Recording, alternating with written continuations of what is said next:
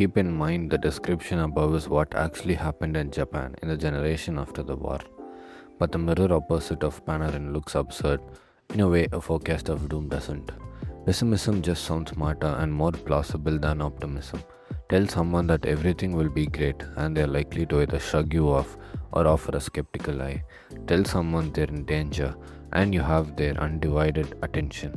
If a smart person tells me they have a stock pick that's going to rise tenfold in the next year, I will immediately write them off as full of nonsense.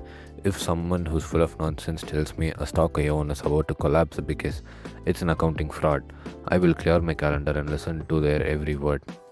Say we'll have a big recession and newspapers will call you. Say we're headed for average growth and no one particularly cares. Say we're nearing the next Great Depression and you'll get on TV.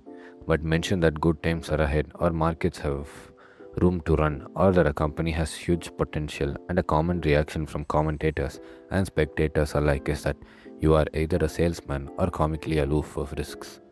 The investing newsletter industry has known this for years and is now populated by prophets of doom. Despite operating in an environment where the stock market has gone up 17,000 fold in the last century, including dividends. This is true beyond finance, Matt Ridley wrote in his book, The Rational Optimist.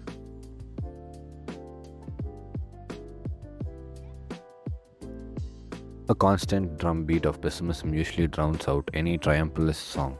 If you say the world has been getting better, you may get away with being called naive and insensitive. If you say the world is going to go on getting better, you are considered embarrassingly mad.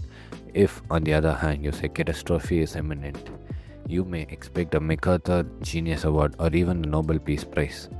In my own adult lifetime, the fashionable reasons for pessimism changed, but the pessimism was constant. Every group of people I ask thinks the world is more frightening, more violent, and more hopeless. In short, more dramatic than it really is. Hans Rowling wrote in his book Factfulness. When you realize how much progress humans can make during a lifetime in everything from economic growth to medical breakthroughs to stock market gains to social equality, you would think optimism would gain more attention than pessimism. And yet, the intellectual allure of pessimism has been known for ages. John Stuart Mill wrote in the 1840s, I have observed that not the man who hopes when others despair, but the man who despairs when others hope is admired by a large class of persons as a sage. The question is why, and how does it impact how we think about money?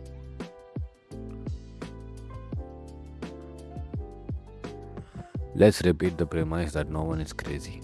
There are valid reasons why pessimism is seductive when dealing with money. It just helps to know what they are to ensure we don't take them too far. Part of it is instinctual and unavoidable. Kahneman says the asymmetric aversion to loss is an evolutionary shield. He writes, when directly compared or weighted against each other, losses loom larger than gains. This asymmetry between the power of positive and negative expectations or experiences has an evolutionary history.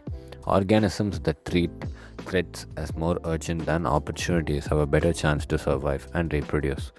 But a few other things make financial pessimism easy, common, and more persuasive than optimism. One is that money is ubiquitous. So something bad happening tends to affect everyone and captures everyone's attention. That isn't true of, say, weather. A hurricane barreling down on Florida poses no direct risk to 92% of Americans, but a recession barreling down on the economy could impact every single person, including you. So pay attention.